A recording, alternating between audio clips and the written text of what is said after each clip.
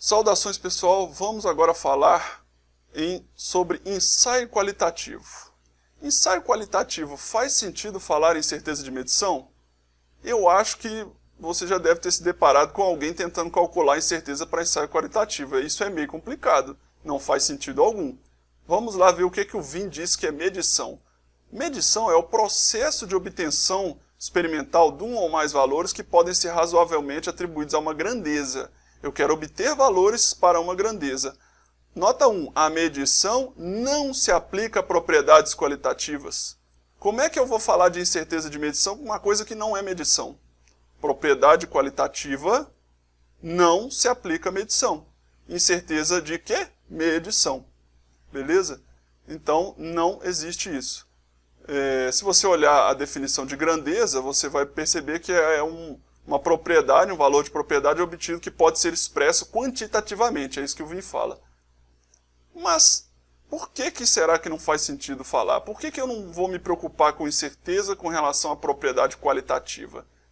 Porque existe uma diferença entre análise de risco a priori e análise de risco a posteriori. Vamos dar uma olhada aqui nesse. Olha só. Deixa eu tirar essa. Vamos deslocar para cá. Quando eu tenho análise qualitativa, eu tenho uma análise de risco a priori. Essa análise de risco ela já foi feita. É uma distribuição pré-definida, elaborada por pesquisas, por desenvolvimento, atividades anteriores à avaliação, à análise, em que eu já tenho uma curva de risco que eu quero olhar, analisar, e eu já tenho definido lá o meu limite de decisão. Quando eu já tenho essa curva de risco previamente definida e o limite de decisão previamente definidos, o que acontece? Eu faço o ensaio, eu simplesmente aprovo ou não aprovo, dependendo da região que ele cai. Região positiva, no caso de um positivo, região negativa para o valor negativo. Então, como o qualitativo ele está nesse regime, eu estou especificando aqui o regime binário de positivo ou negativo, poderia ter uma região inconclusiva também, faz parte da análise de risco. Mas vamos desconsiderar a região inconclusiva e vamos tratar somente positivo e negativo.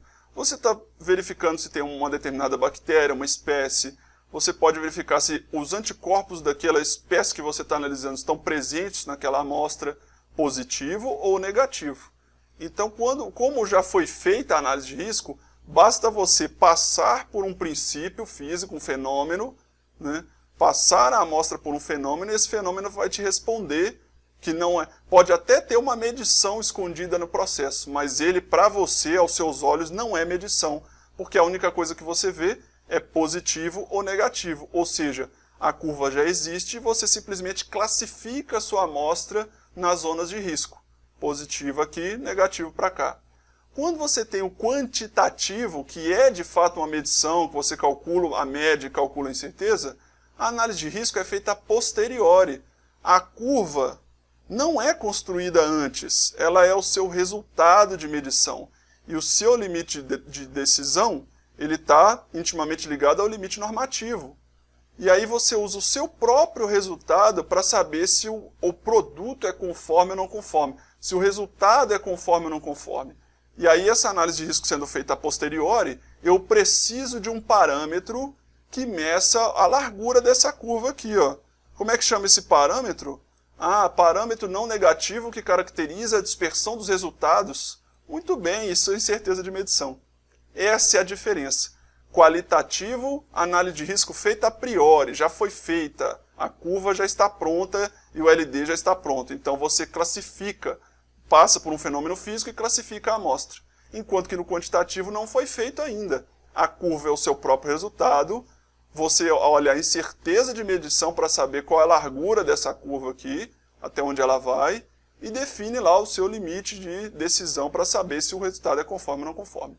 Então é por isso que não se usa, não deve se cogitar pensar em incerteza a respeito de uma análise qualitativa, porque teoricamente isso já foi feito por uma medição, e essa medição, previamente definida, já deu base para você fazer os seus testes qualitativos.